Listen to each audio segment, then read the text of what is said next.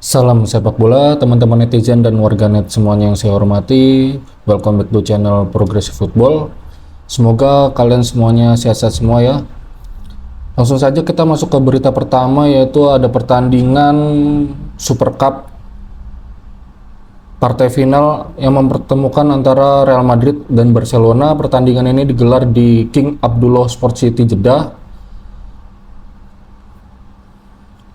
yang mana Barcelona keluar sebagai juara dengan hasil skor 5-2 dalam laga final. Yang mana pada jalannya pertandingan, laga baru berjalan 5 menit, Real Madrid sukses membuka keunggulan lebih dulu berkat gol Mbappe. Barcelona baru bisa membalasnya di menit ke-22 berkat gol Yamal, dan di menit ke-35 Barcelona mendapat penalti usai VAR menilai ada pelanggaran terhadap Gavi di kotak terlarang. Lewandowski pun sukses menuntaskan penalti ini menjadi gol. 3 menit berselang, Barcelona memperbesar keunggulan lewat aksi Raphinha. Barca mengakhiri babak pertama dengan keunggulan 4-1 usai Balde mencetak gol di menit ke-10 masa injury time. Memasuki babak kedua, Barcelona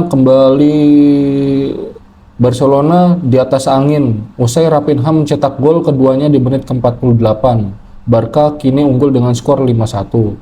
Di menit ke-56, Barcelona harus bermain dengan 10 orang usai kipernya Szczęsny diganjar kartu merah karena dianggap melakukan pelanggaran keras terhadap Mbappe. Situasi ini dimanfaatkan Real Madrid untuk memperkecil ketinggalan lewat gol Rodrigo di menit ke-60. Real Madrid semakin bersemangat untuk mengejar Barca. Sayang, banyak peluang yang didapat belum mampu dimanfaatkan Real Madrid. Skor 5-2 untuk kemenangan Barca pun menjadi hasil akhir laga ini, dan Barcelona menjadi juara Super Cup. Kita beralih ke Italia, yaitu Serie A, yang mana ada pertandingan AS Roma melawan Bologna. Di babak pertama, pertandingan berjalan imbang tanpa gol. Lalu memasuki babak kedua, di menit ke-58, AS Roma berhasil memecah kebuntuan. Alexis Saelemaekers melakukan tusukan dari kanan dan melepaskan tembakan dengan kaki kiri untuk menjebol gawang Bologna. Namun keunggulan Roma ini tak bertahan lama. 3 menit berselang, Bologna mencetak gol balasan untuk menyamakan kedudukan. Gol ini berawal dari serangan balik setelah Dominguez merebut bola dari Saelemaekers. Pada prosesnya, Odegaard kemudian memberikan umpan kepada Dalinga yang berdiri relatif bebas. Dalinga pun tak kesulitan untuk membobol gawang Roma. Pada menit ke-63, Bologna mendapat penalti menyusul pelanggaran yang dilakukan Pellegrini kepada Odegaard. Lewis Ferguson maju sebagai eksekutor dan sukses menaklukkan Svilar untuk membawa Bologna berbalik unggul 2-1. Drama terjadi di injury time. Roma mengklaim handball dilakukan oleh Lucumi. Dalam situasi sepak pojok, wasit mengecek VAR dan kemudian memberikan penalti untuk Roma. Dovic yang maju sebagai eksekutor sukses menjalankan tugasnya. Ia dengan tenang menaklukkan Skorupski untuk mengubah skor menjadi 2-2. Tak lama kemudian wasit meniup peluit tanda pertandingan berakhir. Di pertandingan Serie A lainnya, yaitu ada pertandingan Napoli melawan Hellas Verona, yang mana pada pertandingan tuan rumah Napoli sudah membuka keunggulannya pada menit ke-5. Tembakan Giovanni Di Lorenzo mulanya mengenai tiang, lalu memantul dan membentur badan kiper Lorenzo Montipo hingga malah masuk ke gawang. Dominasi Napoli baru benar-benar termaksimalkan setelah turun minum. Frank Anguissa menggandakan keunggulan pada menit ke-61 usai menerima umpan dari Romelu Lukaku.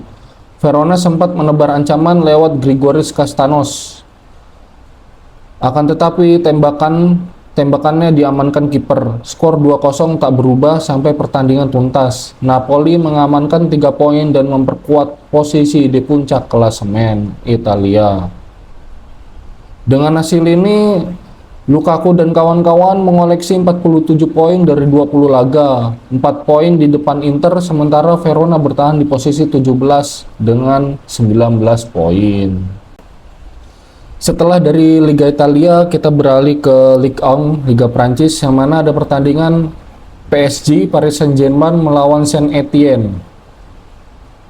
Itu jalannya pertandingan pada menit ke-13, Lee Kang-in memberi umpan terobosan kepada Ousmane Dembélé yang terbebas di kotak penalti. Dembélé melakukan tembakan kaki kiri yang melengkung di sudut kanan gawang penjaga gawang Gauthier Lansonneur. PSG unggul cepat 1-0.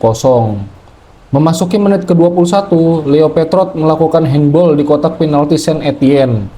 Wasit yang melakukan cek lewat VAR menghadiahi PSG tendangan penalti.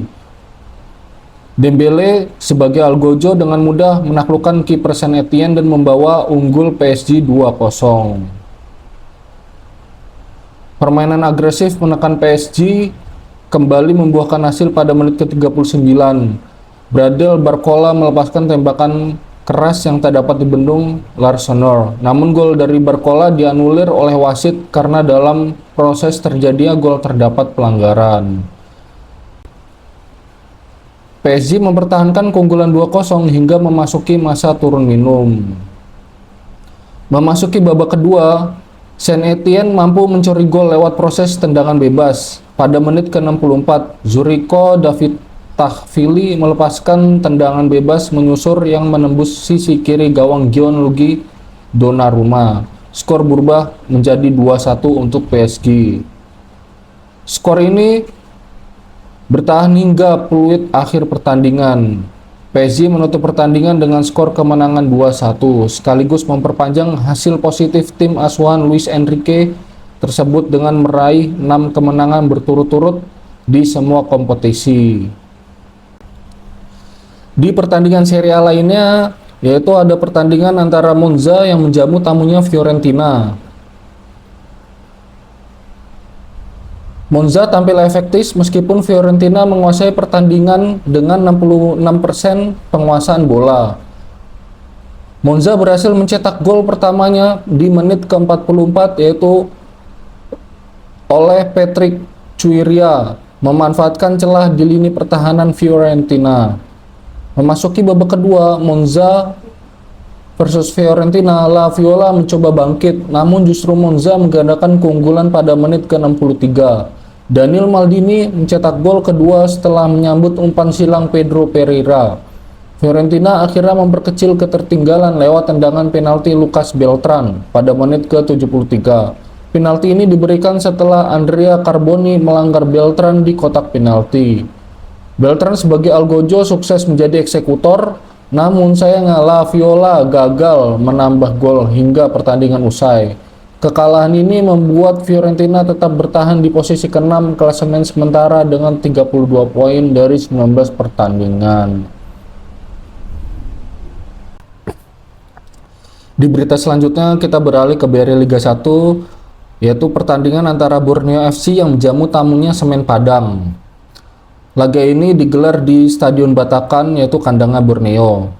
Tampil di kandang, Borneo FC langsung menekan sejak menit awal. Stefano Lillipali dan kawan-kawan mencoba mencari gol.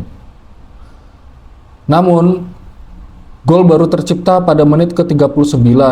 Gabriel Vinicius Furtado akhirnya membobol gawang Semen Padang lewat sundulan memanfaatkan umpan silang. Skor 1-0 bertahan hingga turun minum.